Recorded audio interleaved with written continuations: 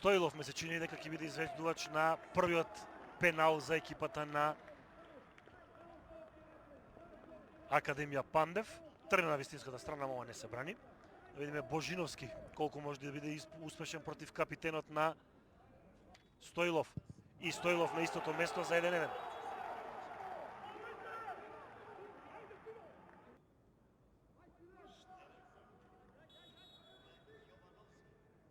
Штерев и Јовановски. Штерев сочека да мрдне голманот да погоди. Силекс води 2-1.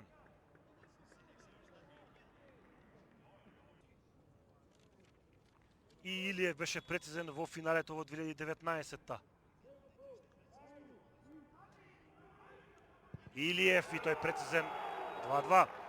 За сега голманите делумно прочит. Тимовски, тој по средината прецизно.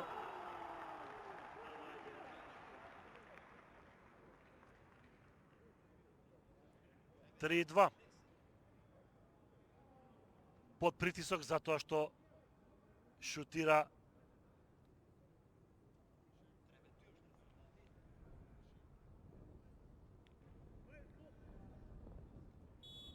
Марковски, Божиновски, трета серија. Прецизно 3-3. За сега голманите ни близко до одбрана. Одлични изведувачите на пенали.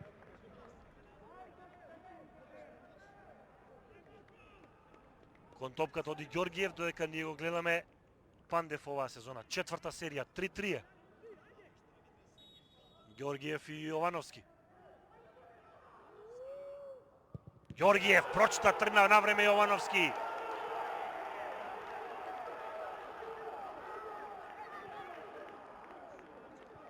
Но одбраната на Јовановски ќе вреди само доколку Димовски, мислам, е следниот четврти изведувач за екипата на Академија Пандев реализира.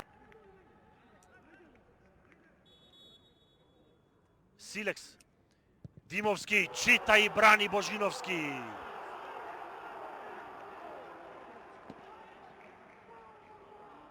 Еве таа драма која што ја чекавме 120 минути, ја добиваме на пеналите. Јовановски. Пета серија. Карчевски прецизно низ рацете на Јовановски. 4-3 води Силекс. Академија Пандев е сега пред притисок.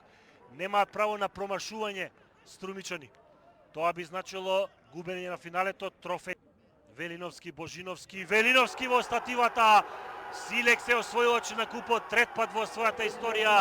Академија Пандев не успеа да го сочува пекарот затоа што загуби на пенали.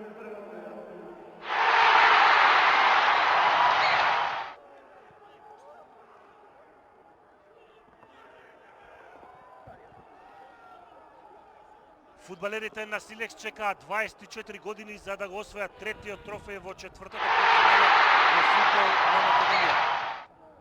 120 минути без вистински фудбал затоа што тренерите на двете екипи покрај на Кратовци и на Академија Пандев чека, сака и дочекаа пенали. Немаше ризик, ниту пак шанси во 120 минути, само спорадични на фудбалерот на Академија Пандев Крстовски во 17-та минута и најдобрата во